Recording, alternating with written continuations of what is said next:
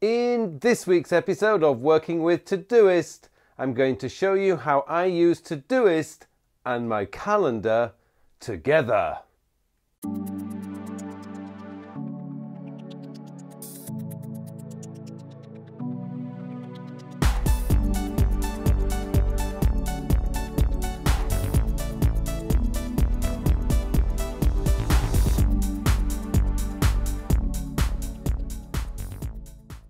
Hello and welcome to another episode of Working with Todoist. My name is Pullein, and in this week's episode I'm going to show you how I use Todoist together with my calendar.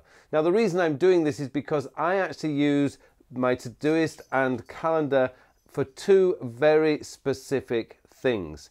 Now, basically the way I would describe it is Todoist tells me what I need to do, and my calendar tells me how much time I have to do it. Now, the problem that we have with most to-do list managers, and this is not unique to Todoist, this is pretty much every to-do list manager, whichever one you're using, is that a task doesn't tell you how long it is going to take. Now, we could guess how long a task is going to take, and I have, for example, about 5 or 6 admin tasks that I do every day that I know is going to take me between 30 and 45 minutes to do, depends how busy I've been during the day.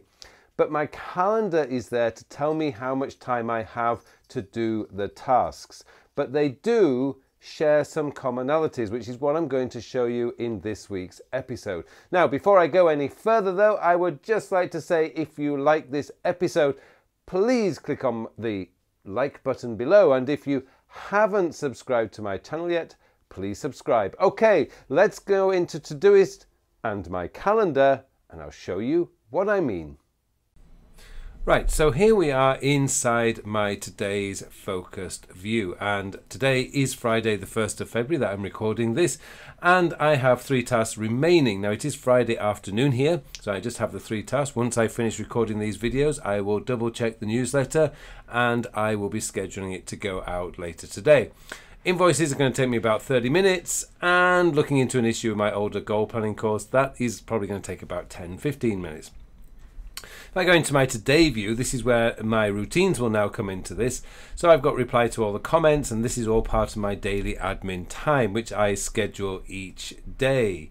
So if we now move into my calendar, and let's look at Friday, which is actually Friday next week, but it's a good reflection of what today is actually, because my Fridays are pretty much the same every week. So I've got my self-development hour first thing in the morning at 5 AM. Notice today, if we go into today's view, that was never there. I didn't have it as a task. It is not a task that I do. I've also got 2 classes that I teach early in the morning, which means it's about 30 minutes to get there and about 20 to 30 minutes to get back. So then I spend the first hour, or my hour of the morning between the classes, I will prepare these videos. So I'll make some notes for each video, and that will be done between 10:30 and 11:30, at which point I have to leave to go to my final class of the day, which is at lunchtime. Once I get back from that class, I record my YouTube videos. I then edit my YouTube videos, have dinner, do a bit of admin, and then I usually have 2 hours of coaching calls through Skype or FaceTime in the evening. And that is pretty much my Friday. It's a very busy day, and it continues throughout most of the day.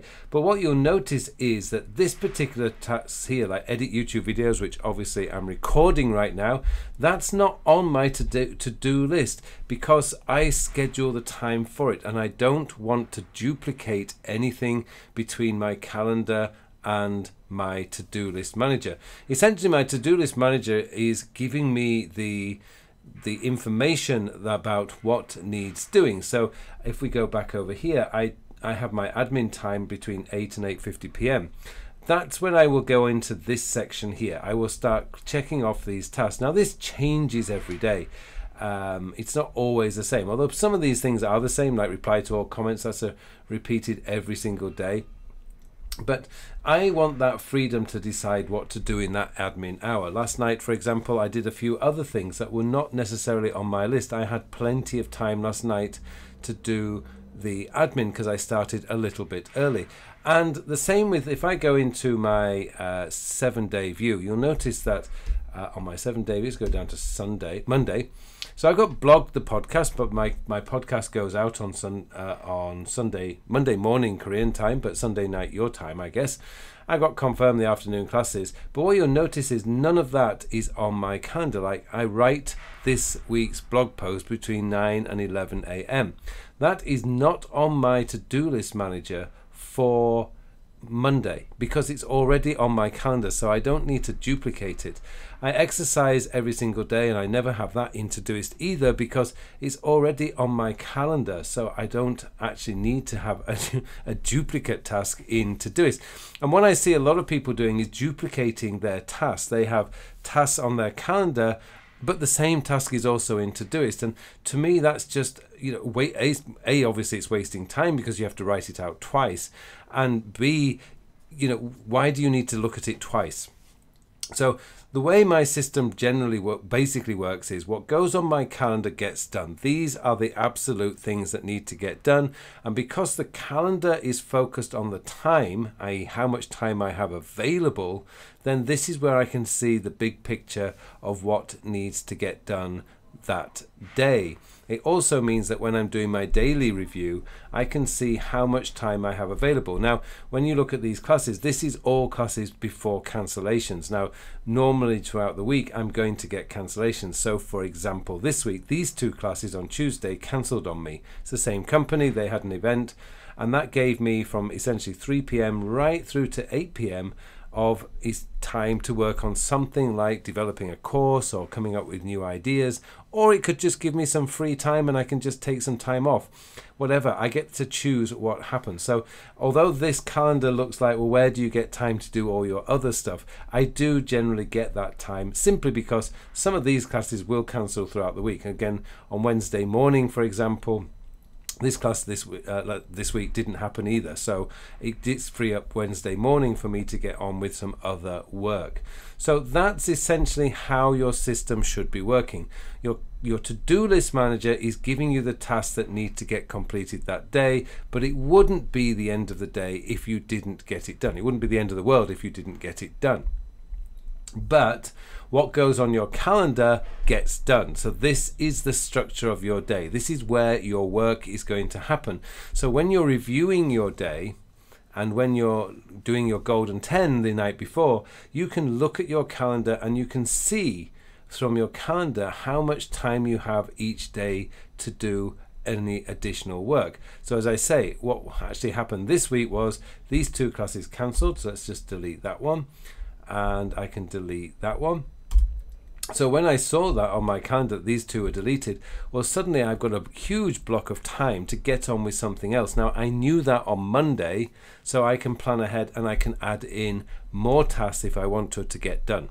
I can block off time for writing, recording, whatever I want to do, because that gave me the time to do it. And that's the way you should be using your calendar on a daily and weekly basis. What goes on your calendar gets done, but your to-do list manager is what tells you that needs to be done in terms of tasks. So they're not in terms of events. So for example, if I wanted to do some writing time, but I wasn't sure what I wanted to write, I could just do writing time. I can make that one of my, let's say, work, and I'm going to just add that, and then I'm thinking, well, how much time do I want to spend? Oh, I'll work until, say, 6 o'clock writing time. Boom, I can put that in, and now it's blocked off. And then when I come to looking at my Todoist, I can say, right, well, what do I want to do? I can go into my next actions, see any writing work, boom, choose that, get it done. Okay, thank you very much for watching this episode. It just remains for me now to wish you all a very, very productive week. Thank you for watching this video. If you liked what you saw and you would like to learn more about becoming better organized and more productive, then get yourself enrolled in my free beginner's guide to creating your own COD system. And if you'd like to learn more about how I can help you, then visit my website at carlpullein.com. All the details are in the show notes below.